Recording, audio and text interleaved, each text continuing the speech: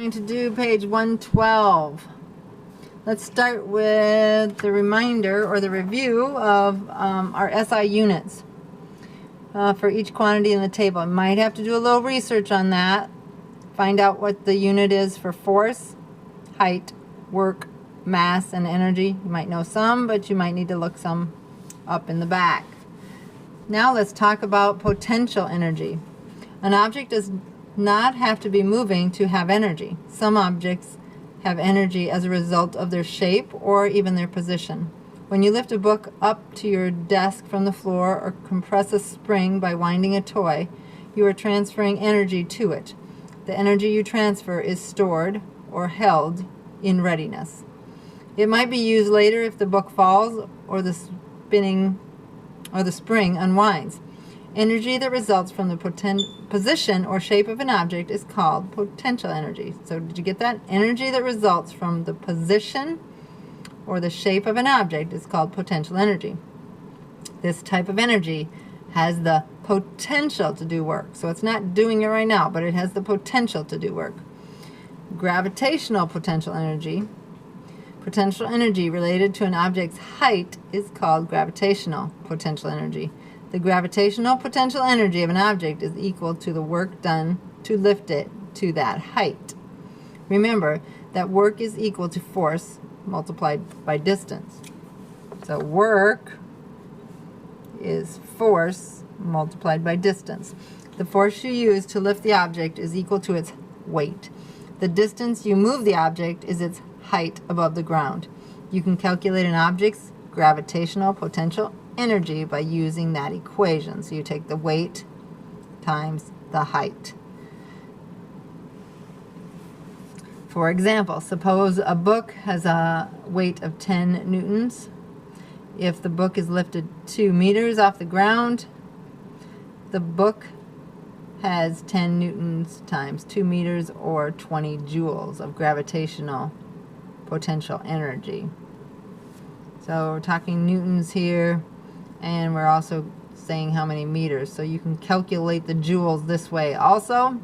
So go ahead and let's do the rock climbers have gravitational potential energy. Use the diagram to answer the questions. Circle the rock climber with the greatest potential energy and then calculate his potential energy. The height to be used is at the rock climber's lowest foot. So what they're saying is if this is his lowest foot, that's the 4.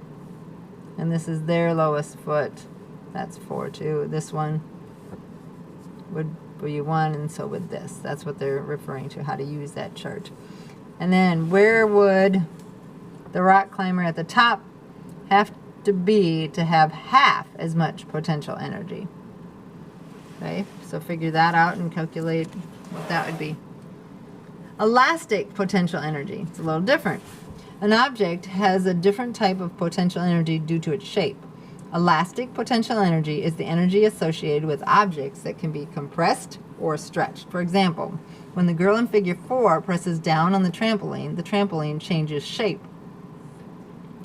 The trampoline now has potential energy. When the girl pushes off the trampoline, the stored energy sends the girl upward. So 1, 2, and 3.